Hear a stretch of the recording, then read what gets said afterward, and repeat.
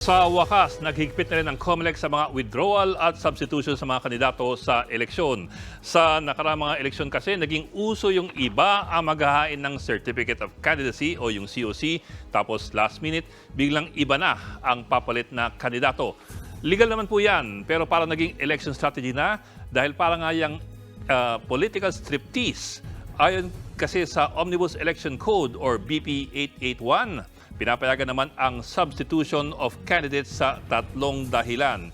Yan po ay ang death, disqualification, or withdrawal, voluntary withdrawal. Ito pong unang dalawa, reasonable naman yan.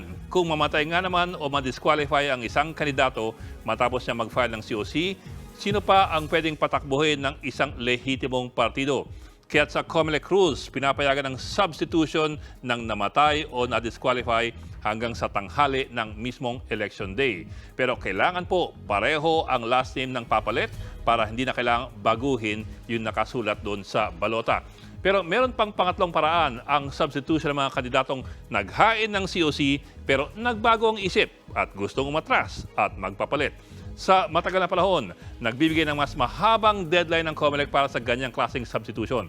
Ang pinakapamosong kaso niyan ay ang pagtakbo ni Rodrigo Duterte bilang Pangulo noong 2016 elections. Ilang buwan din kasing kinikiliti ni Duterte ang imahinasyon ng mga Pilipino na tila pabago-bago kung tatakbo siyang Pangulo o hindi. Ang deadline ng filing ng COC para sa 2016 elections ay October 16, 2015. Pero po natapos ang araw na yon, hindi nag-file ng COC sa pagkapangulo si Duterte. Sa halip, nag-file si Duterte ng COC bilang mayor ng Davao City. Ang nag-file ng COC sa pagkapangulo sa ilalim po ng PDP laban ay si Martin Dino, pinuno noon ng VACC. Siyempre, nagkagulong lahat. Sa tingin kasi ng marami, placeholder lamang si Dino at kalaunan ay magsasubstitute din sa kanya si Duterte. Ang deadline po ng substitution noon, matagal pa kasi, December 10, 2015.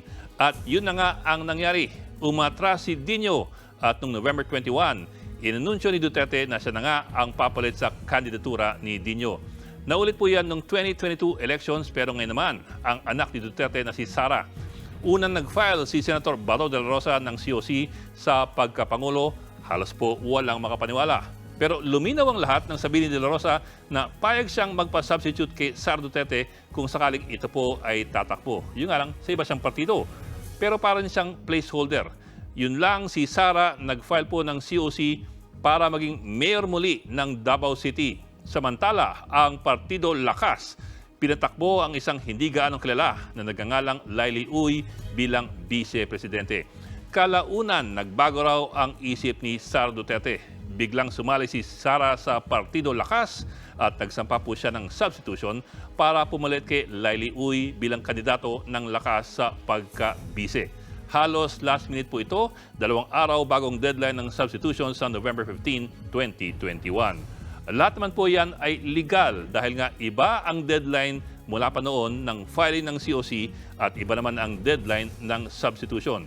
Pero sa bagong patakaran ng COMELEC, magiging pareho na po ang mga deadline kaya't hindi na po papayagan ang tinatawag na mga placeholder ng bayan. Mga kapatid, Ed Lingaw po, maging maalam at may pakialam sa mga napapanahong balita sa ating bansa. Para sa mas malalimang pagtalakay at paghimay sa mga issue at headlines, tumutok lamang at pag-subscribe sa social media pages ng News 5.